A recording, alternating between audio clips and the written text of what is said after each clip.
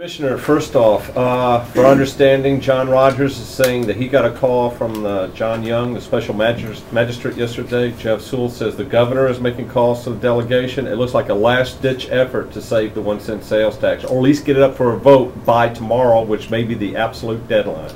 I think there's a lot of folks out there trying to help get this through. What is your message to the delegation with this so much? Well, I think it has a lot to do, as I've said all along, with our future, and we have all kinds of opportunities and possibilities, and I don't want to see us get mired down in a bankruptcy court where we could linger for years. It's just time to move it out.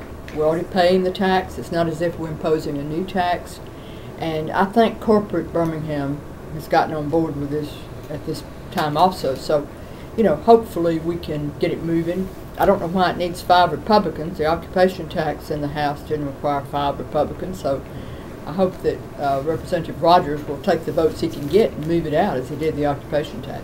If this tax doesn't pass, what happens? I mean, do we just stay in limbo like we've been for the last year?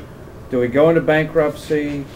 Is receivership? Where's the end of this? I don't know what the decision will be, but let me share some interesting news with you. It appears that Congressman Barney Franks is holding a hearing on perhaps providing guarantees to governments, local governments across the country, and that is on May the 21st. So the federal government, it's really amazing. They seem to be moving towards some help for the local level in these situations, and our local legislature seems determined not to help. So I don't know what the answer is. I really don't know. There's a 2-year statute of limitations on fraud in civil court. Is the county doing anything to make sure that it can stop the clock on that if it decides to pursue like any sort of lawsuit or legal challenge to the banks? What's happening right now to keep that clock from running out? We had a letter, an advisory opinion from our attorneys that that there is no limitation on fraud as it applies to this situation. So I can share that with you. Okay. And I think that, you know, bankruptcy is a federal court, and we're in a federal court as we speak on this other lawsuit. So I fear that we may face receivership of bankruptcy, but on the other hand, I do not think there's a limit on our ability to go after folks. Commissioner, I just had, Kyle brought up a point. What is the end game? I mean, does the county have a plan? And if the legislature does not act, do you know what you're going to do?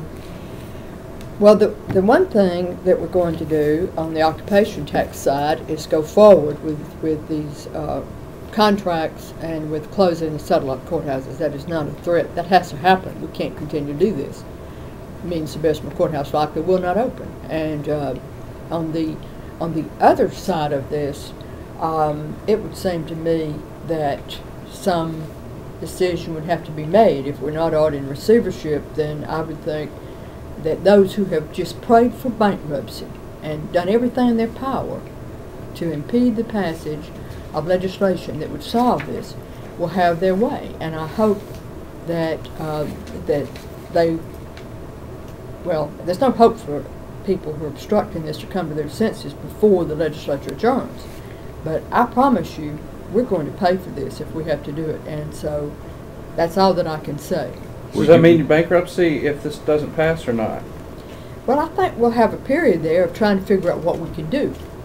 But I think if it doesn't pass, but to be realistic about it, that would be the final option. I see no other option.